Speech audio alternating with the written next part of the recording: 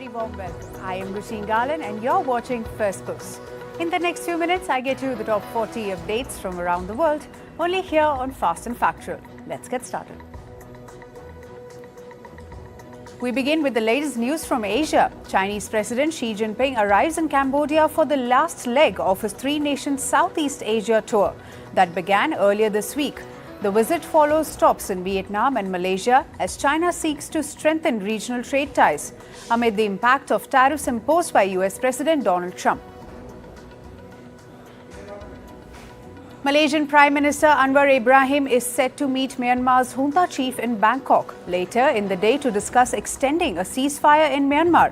This comes as the talks aimed at addressing humanitarian concerns have faced criticism from anti-junta groups who warn of legitimizing the military's rule in Myanmar. Moving to the updates from the war in West Asia, Gaza's Civil Defense Agency says Israeli airstrikes hit multiple encampments for displaced Palestinians, killing at least 25 people, including women and children. Overnight strikes in Khan Yunis killed at least 16, while additional attacks on other encampments left 8 more dead. This comes as Israel says it struck Hezbollah infrastructure sites in South Lebanon overnight.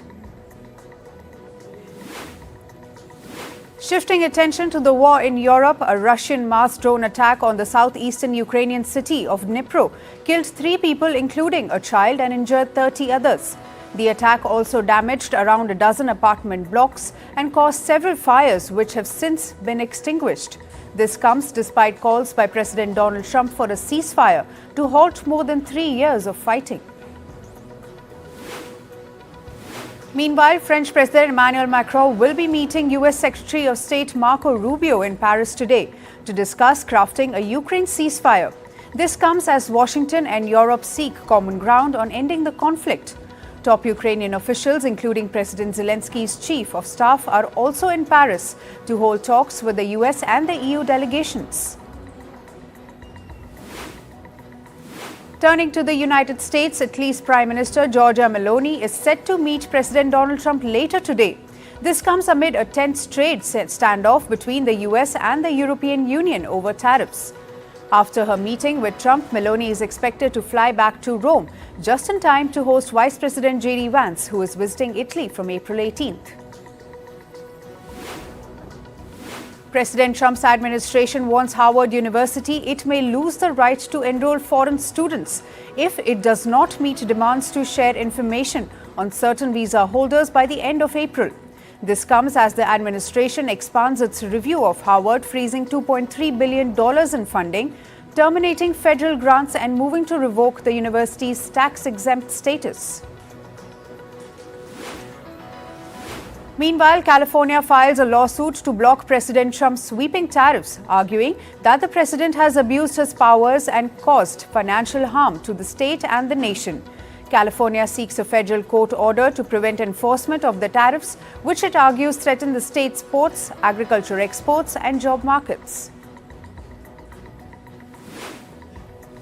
In Latin America, El Salvador denies US Senator Chris Van Hollen access to Kilmer Abrigo Garcia.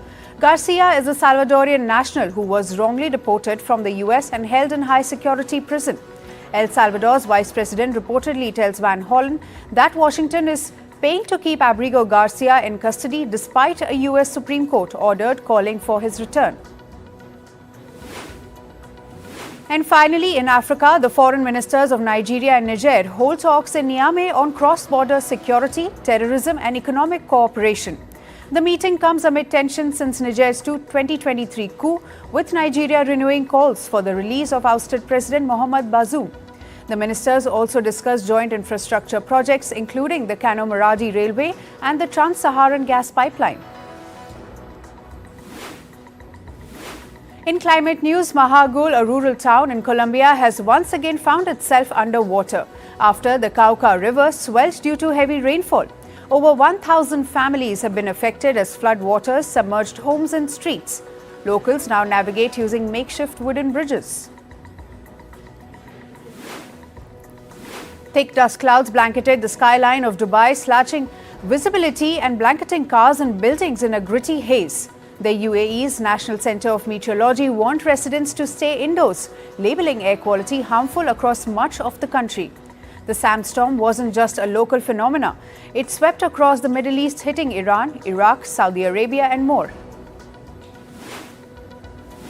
Wildfires continue to rage across Mexico, with at least 4 fires actively burning El Teposteco National Park.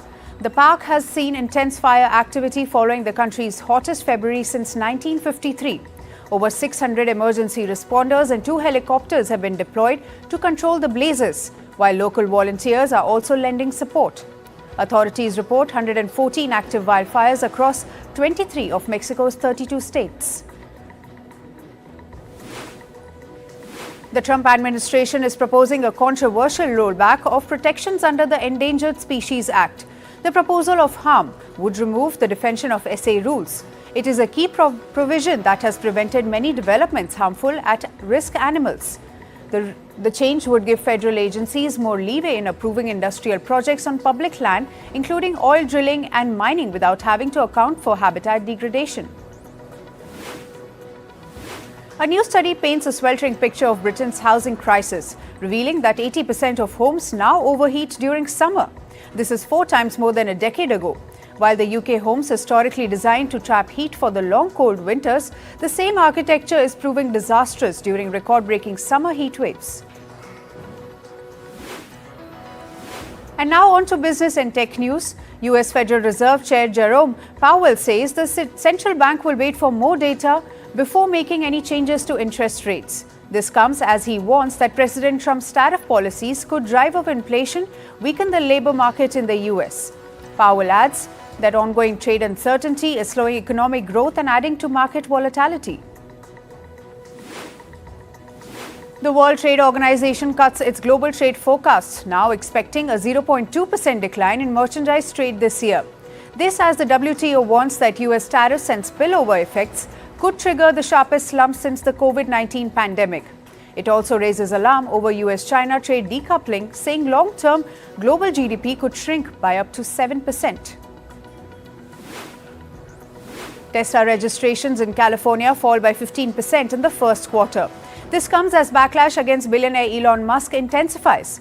Reports say the decline causes Tesla to lose its majority EV market share in the state, with its market share dropping to 43.9% from 55.5% a year earlier. The world's largest retailer, Walmart, signs a deal for a second office space in India's Chennai, expanding its tech presence in the country. Walmart leases over 465,000 square feet for a 5-year term, joining other firms setting up research and development hubs in India. TikTok's US public policy chief Michael Beckerman reportedly announces plans to leave his Washington role and transition to a global advisory position. This comes as President Trump extends the deadline for the sale by ByteDance's US assets by 75 days. ChatGPT maker OpenAI is reportedly in talks to acquire AI-assisted coding tool Windsurf for about $3 billion. This comes as investor enthusiasm for the AI sector has surged significantly in recent years. The deal, which would be OpenAI's largest to date, is not finalized yet and could reportedly still change or fall through. Google is being sued in the UK for up to $6.6 billion in a class action case, alleging abuse of its dominant position in the online search market. The lawsuit claims Google's agreements with phone makers and Apple inflated and prices by restricting competition. Google denies the allegation and intends to vigorously defend itself. Moving to the landmark antitrust trial against Meta in the US. Meta CEO Mark Zuckerberg denies in court that his company acquired Instagram and WhatsApp to neutralize competitors, defending the purchases as strategic for growth. This, as Zuckerberg's testimony in a landmark antitrust case could force Meta to divest Instagram and WhatsApp came to a close. Chinese e-marketplace Temu and fast fashion retailer Shein will raise prices for US customers starting April 25. This as President Trump's sweeping tariffs and crackdown on low-value imports push up costs for the two companies known for their budget offerings. An electric ride-hailing startup BlueSmart suspends ride bookings in several regions in Delhi and Bengaluru. This follows an ongoing investigation by the Securities and Exchange Board of India, which accuses BlueSmart's co-founder of misusing over 25.76 crores or $31 million in funds from the related company's Gensol Engineering. Moving to sports, we begin with cricket. Delhi beat Rajasthan in the ongoing Indian Premier League in a clash which moved to a thrilling super over. After taking to field in Delhi's Arun Jaitley Stadium, Rajasthan restricted the hosts at 188 runs. In response, Rajasthan levelled the score, which took the game to a super over clash. Rajasthan scored 11 for loss of 2 wickets, which Delhi chased down with 1 ball remaining. Arsenal saved off Champions League holders Real Madrid to snatch a 2-1 victory in the quarter-finals. Bukayo Saka sent Arsenal ahead in the second half, while Vinicius Jr. struck an equaliser with Real Madrid never close to making up the deficit. With this, the Gunners made it to the Champions League semi-finals for the first time since 2009. And with Arsenal blockbuster win in Madrid, the stage is set for the Champions League semi-final week starting April 29th. The Gunners will face French Belgians, Paris Saint-Germain or PSG in semi-final. The first leg is scheduled for April 29th, while the second leg will be played on May 7th. Newcastle United rode to third place in the Premier League with a crushing 5-0 victory over Crystal Palace. The Magpies delivered a ruthless first half display to race to 4-0 lead. Alexander Isak hit the back of the net in the 58th minute to take the scoreline 5-0. With this, Newcastle edged closer to Champions League qualification next season.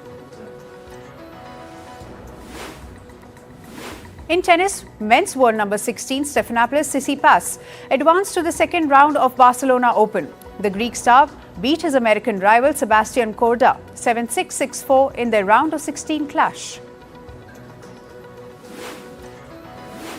Men's world number 14 Arthur Fils advanced to the Barcelona Open quarter-finals. The French star beat Spain's Pedro Martinez 6-3, 6-2 in the round of 16 clash. Fils will face his Greek rival Stefanos Tsitsipas in the quarter-finals. In table tennis, Paris 2024 Olympians Manik Batra and Srija Akula failed to progress beyond the group stage of the World Cup. The Indians lost their respective opening round matches in Macau. While Manika Batra went down 1-3 against Brazil's Bruna Takahashi, Srija Akula lost 0-4 against her Romanian rival. This marks the end of Indian campaign at Table Tennis World Cup. In shooting, India's Suruchi Singh won her second individual World Cup gold medal. The 18-year-old stepped on top of the podium women's 10-meter air pistol event in the World Cup. Singh also got better of her compatriot Manu Bhaker as the Paris Olympics medalist won the silver in the same event. Suruchi Singh previously won the gold in her debut World Cup appearance in Buenos Aires. And Suruchi Singh continued her meteoric rise in international shooting. She claimed her third gold medal in less than 10 days. The golden triumph came as Suruchi, along with her teammate Saurabh Chaudhary, won the gold in the 10-meter air pistol mixed team event. The Indian pair triumphed with clinical 17-9 victory over a Chinese pair in the gold medal match. Two-time Olympic medalist Neeraj Chopra began his 2025 season with a gold medal win at an invitation event in South Africa. The Indian javelin star topped a 6-man field at the Porsche Invitation Track event with the best throw of 84.52 meters. And finally, from the world of showbiz, Lebanon has banned Disney's upcoming Snow White film from cinemas. This is due to the casting of Israeli actress Gal Gadot as the evil queen. With civilian casualties mounting amidst the tensions between Lebanon and Israel, Gadot's long-standing inclusion on Lebanon's Israel boycott list came back into the spotlight. Italia Films, which handles Disney releases in the region, confirmed the ban. Natalie Portman is once again speaking out about the dark side of child stardom. In a candid conversation, Portman reflected on her early career, saying she endured a long Lolita phase in which she was inappropriately sexualized. I felt very scared by it, she said, adding that while developing sexuality is part of growing up, she wished that experience had remained personal, not projected onto her by an industry obsessed with objectification. Bobby Brown isn't sugarcoating his opinion of Britney Spears' 2004 cover of his hit My Prerogative. During a podcast, Brown bluntly said Spears butchered the track, which originally topped charts in 1988. I don't think they did it justice, he said, referring not only to Spears but also to other artists whom sampled his music. Comedian Nate Bargatze is headed to primetime as host of the 77th Emmy Awards. Known for his clean, relatable humor, Bargatze will bring his charm to the Peacock Theatre in Los Angeles. It's a huge honor, Bargatze said, promising a show the whole family can enjoy. The ceremony for the same is on September 14th. And actor Michelle Trachtenberg, best known for her roles in Harriet the Spy, Buffy the Vampire Slayer and Gossip Girl, died from complications related to diabetes mellitus. A New York City medical examiner confirmed. The 38-year-old was found unresponsive in her Manhattan home in February, and her family initially declined an autopsy.